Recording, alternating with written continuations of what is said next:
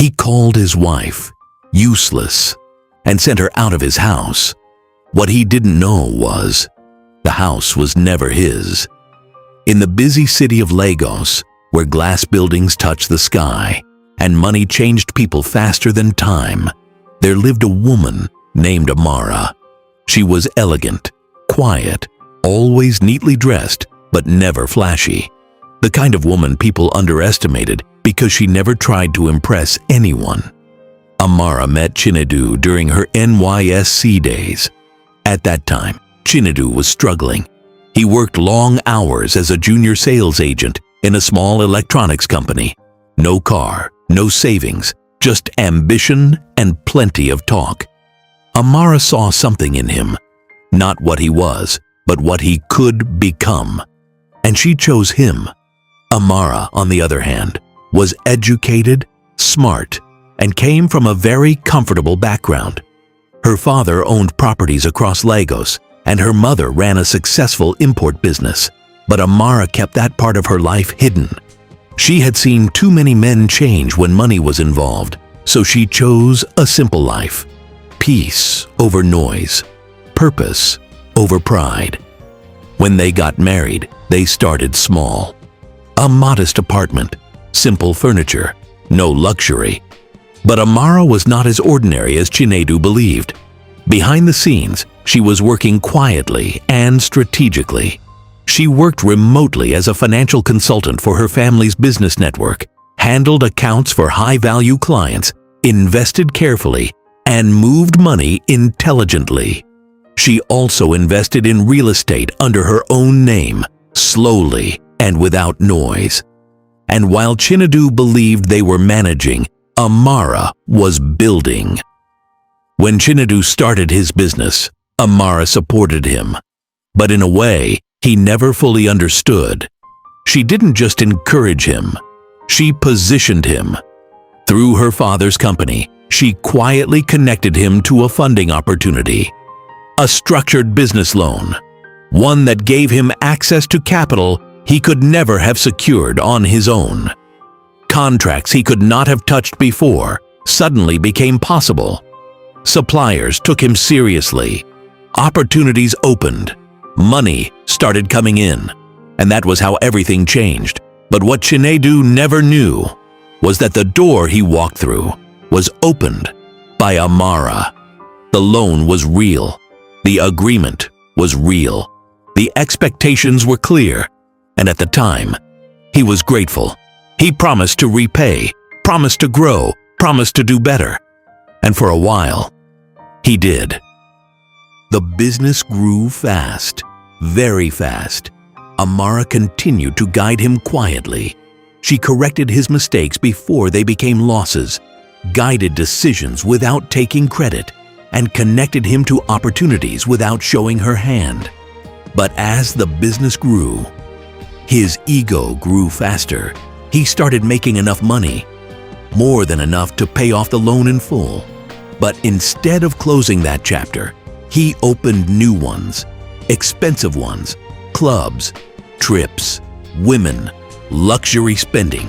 Money that should have gone toward repayment was disappearing, and slowly, responsibility turned into recklessness. Amara saw it. Every transfer, every delay, every excuse. She knew he was still owing, not just money, but loyalty, respect, trust. And yet, she said nothing, because the same man who was standing on her support had started to believe he built everything alone. At first, it was subtle. He stopped asking for her opinion, stopped explaining things, and stopped including her. Then came the distance, late nights, frequent meetings, and a phone that was always face down. Amara noticed everything, but she said nothing. Not because she didn't see, but because she was watching, learning, calculating. While Chinedu thought silence meant weakness, Amara knew silence gave her power. Then came the money, real money, and with it came recklessness. Amara began to see transactions, large transfers, strange names, repeated payments. At first, she ignored it. Then one night she checked, carefully, quietly. What she saw was not a mistake. It was a pattern. Hotel bookings, club bills, flight tickets, luxury gifts, different women, different cities, different lies. Amara didn't cry. She didn't confront him. She adjusted. She became quieter, calmer, and more observant, because now she understood the man she married.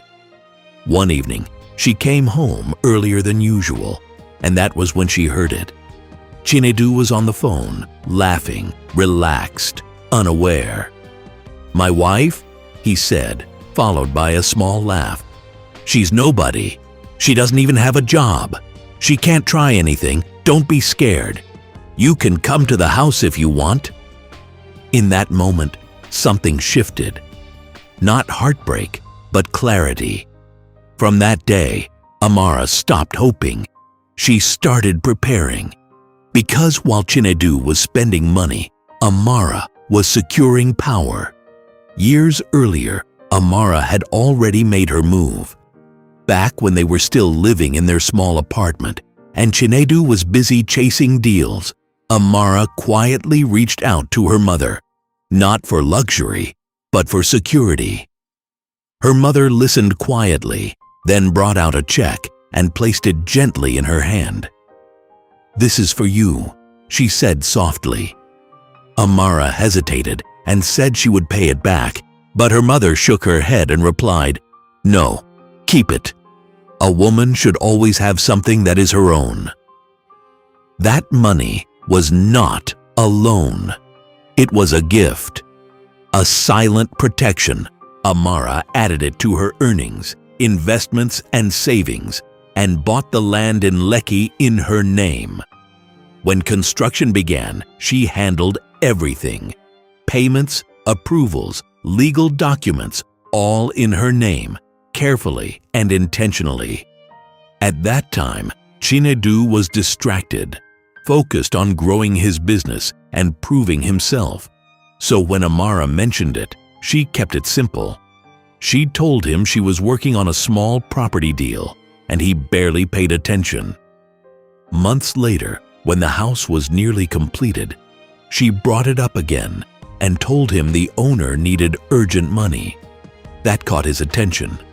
She took him there, and the moment he saw it, he was impressed, very impressed. He asked how she planned to pay for it, and Amara calmly told him she had been saving and had taken a small loan from someone she trusted. Not a lie, just not the full truth. She explained that they could secure the property now and balance everything later when his business improved. That was all he needed to hear. His focus was already on growth, success, and becoming somebody. He liked the idea that he would soon be the man who completed the house, so he didn't ask questions. He didn't verify anything. Amara allowed him to contribute a small amount, not as a payment, but as support. There was no paperwork, no signature, nothing documented. To Chinedu, that contribution meant everything. It gave him a sense of ownership in his mind and fed his pride. But legally, it meant nothing. Every document, every approval, every receipt was in Amara's name. Even the final agreement had been signed before he ever stepped into the house. When they moved in, Chinedu celebrated. He told everyone it was his house, his achievement. Friends came, neighbors came. People admired the space.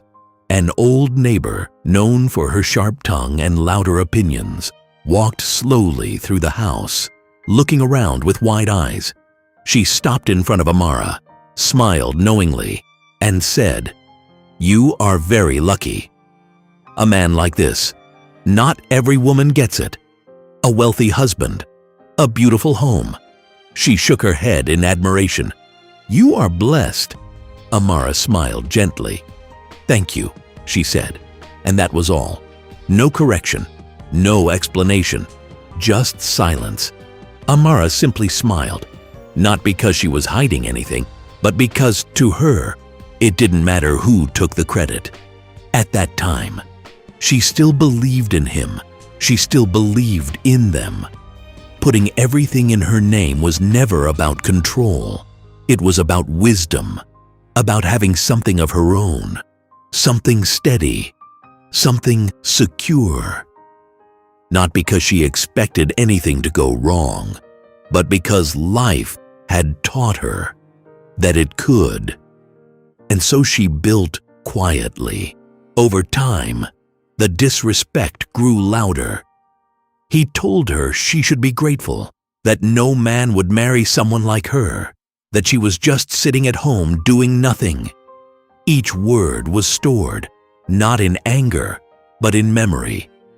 Then one night, he crossed the final line. He brought another woman home, openly and without shame. Amara greeted them and went straight into the kitchen.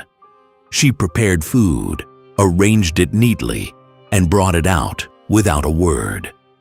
The other woman sat comfortably, looking around the house as if she already belonged there. She leaned back, relaxed, watching everything. After a while, she stretched her hand slightly and said, "Can you get me water?" Chinedu said nothing. He didn't correct her. He didn't even look up. That silence spoke louder than anything. Amara paused for a brief moment, then nodded and went to get the water. She returned calmly, placed it in front of her, and stepped back. No reaction, no anger. But inside, something shifted.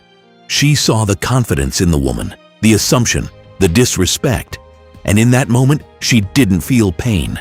She felt clarity. Amara wiped her hands gently and walked away. No scene, no tears. But inside, everything was settled. That night, she opened her laptop, not to cry, but to act. A week later, Chinedu told her the marriage was over. He said they were not compatible, that he had moved on, and that she should leave. He gave her 1 week. Amara simply nodded and said, "Okay." No argument, no anger, no resistance. That night, she packed one suitcase and left quietly.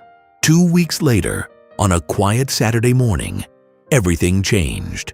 Chinedu sat in the living room with another woman, laughing and watching a movie, as if the past had never existed. Then there was a knock, firm, heavy. He opened the door and froze. 3 men stood outside, a lawyer, another man with a file, and a law enforcement officer. They introduced themselves and explained they were there regarding the ownership of the property. Chinedu laughed at first, but the documents told a different story. The house had been purchased and registered in Amara's name years earlier. Every payment, every approval, every legal document belonged to her.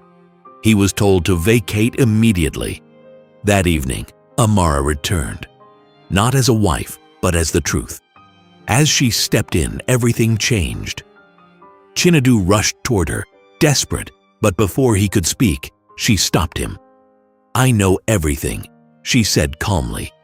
She told him she heard him, saw everything, every transfer, every woman, every lie. Then she said the words he would never forget.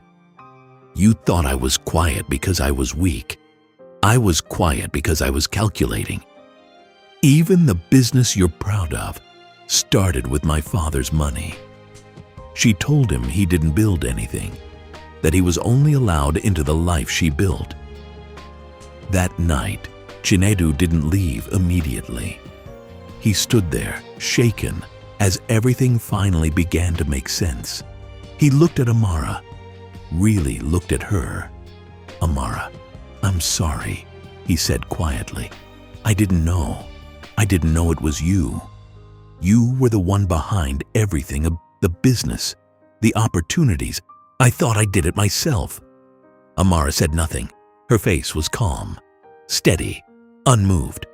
"I can fix this," he said quickly. "I'll change. I swear." Amara looked at him. "No," she said softly. Silence filled the room. In that moment, Chinedu understood. Not just what he had lost, but what had been carrying him all along. Slowly, he picked up his suitcase. No arguments, no pride, just regret. And as he walked out, he knew one thing for certain. This time, he was on his own. Amara stood in the house, calm and untouched. Because sometimes, the most dangerous person in the room is the one who says nothing. Never mistake silence for weakness. Some people are not quiet because they have nothing to say. They are quiet because they are watching, learning, and preparing. If you love stories like this, stories that teach, inspire, and reveal hidden truths, make sure you like this video, subscribe to the channel, and turn on your notifications so you never miss the next story. And tell me in the comments, what would you have done if you were Amara? Because sometimes silence is not weakness. It is a strategy.